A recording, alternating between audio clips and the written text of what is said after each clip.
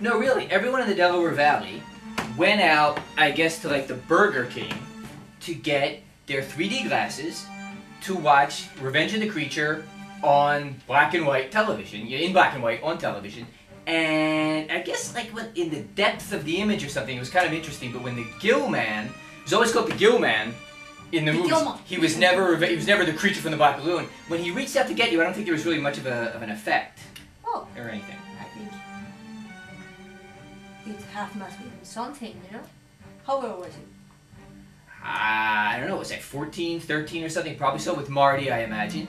No, not that interesting. You know, like B-movie, kind of silly, like for kids or something. Lots of errors, like Ed Wood style or something. You know, basically you had this kind of stuntman / actor kind of guy in the, like 400 pounds of latex makeup, could barely move. You know, and John Agar, 50s B-movie handsome guy, and his girlfriend, other scientist, love interest person, and maybe the woman's father and the team. They capture the Gillman like real fast at the beginning of the movie in the Amazon, you know?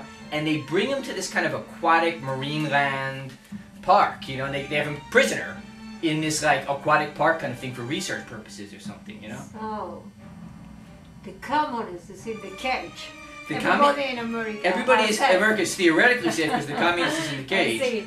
But it's really silly because like he can swim around, but he can't really escape. And so the only way that the creature can actually be threatening to anyone is if they get into the swimming pool and swim over near where he is. You know, don't get me wrong, they do. You know, they have no problem.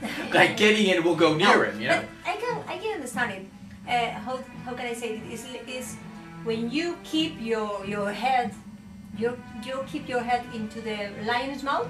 Yeah, if that's the objective at the circus or the research facility, you know, they swim in to do their research, you know, and they're swimming around, and they come out, oh no, and they have to escape, like, oh no, I've swum too close to the Gillman. They have to rescue them, you know, or like the reporter sneaks into the pool and he's swimming there, like to get a photograph. He's lining up the picture, and then, oh no, I've swum too close to the Gillman too, you know. They have to rescue him, you know, and finally.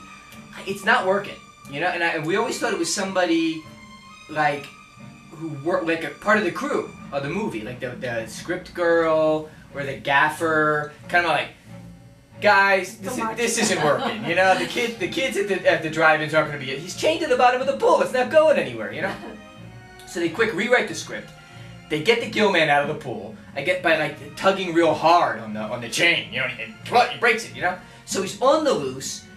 People are screaming, all the visitors, the vacationers are screaming, running around, grabbing their kids, heading for the exits, while the Gillman is managing to, like, you know, barely walk, with the kind of, like, vague, mummy stuff, I'm going to strangle you kind of movement. That's really all they can do, you know? And there's this one guy, I remember, like, running like a bat out of hell to escape, you know? He's fleeing, you know, like with all the other vacationers. And he's looking behind him, you know? Because the lightning fast Gillman might get him, you know, so he's got to be on the lookout. He's running. And he runs, because it's really the only way the Gillman can get anybody, you know. He runs, like, right into the Gillman. Like, bam, oh, excuse me, you know. And the Gillman proceeds to, like, which is what he does. He pushes the guy into a pool. You know, like, help. I've been pushed into, and I'm wearing my good clothes. You know, I'm wearing my best suit. That's you know? the typical classical push you in the right. The level he's on is like the problem guy at the 4th of July like barbecue or something. You know, that's the level he's on. Revenge of the Creature, 1955, 82 minutes. Here's the evidence. 2 stars, directed by Jack Arnold, John Agar, Laurie Nelson's the girl, John Bromfeld, Nestor Paiva. Okay sequel to Creature from the Black Lagoon. Destroys much of that film's mystery and terror by removing Gillman from Amazonian home and placing him in Florida aquarium. That's true. We're the viewers. I can attest to that.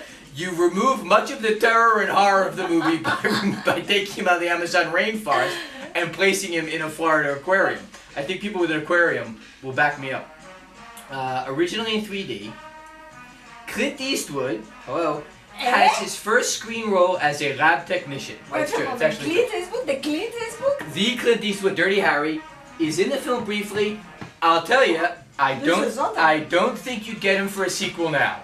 Mr. Big Shot, no. he would not. He's too big to do like third lab assistant from the left today. You know.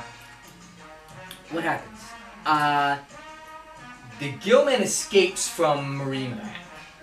But like, there's like a canal maybe that connects to the Florida Keys or something. So he's on the loose, and you get all this stock footage of like police sirens and National Guard troops jumping out of trucks and fighter jets scrambling and stuff like that. All of this in the United States, in a society which, in not just having slow-moving guys in rope, but actually has like murderers and gangsters and killers that actually kill people. Yeah, You know. He's the commonest.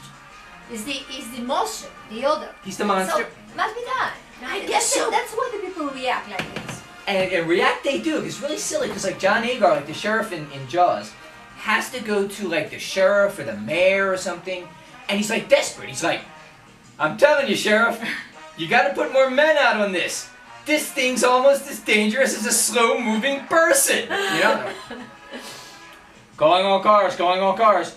Be on the lookout for the hideous Gillman, said to be nearly as dangerous as a slow-moving, unarmed human.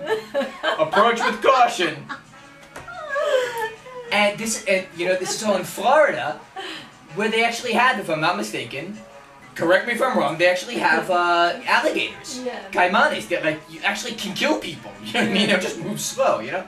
So the Gillman's on the loose, and the big problem is, he's obsessed with the woman. With the woman. Sure. Always. He's got to find the woman, you know. It's always the case, a prerequisite in any it's film. for example, like in King Kong.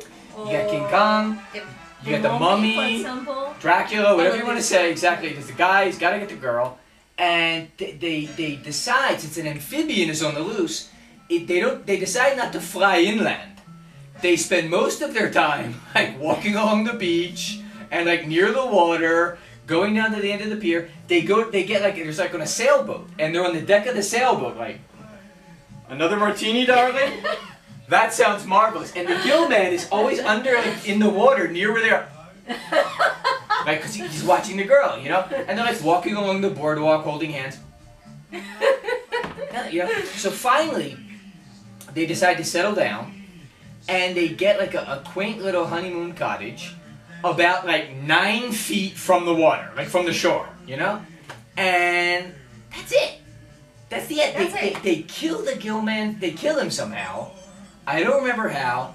I'm sure it must necessarily involve the kind of graphic image of the Gillman with the unconscious woman, like in his outstretched arms. It's by law, you know? I don't know, she fell asleep, or she was bored, but he gets her, he's like, carry her like this. And like, normal cops show up, I think, and Agar manages to like snatch Laurie Nelson out of the creature's arms, and the cops, like with normal cops with like normal guns, shoot the Gillman to death, and they kill him. Finally. Like it's like the way you would kill a raccoon, like, you know, or something. You know what I mean? It's just normal, you know, and it would die too, and probably the raccoon would be like more dangerous because of like ticks or rabies or something like that, you know.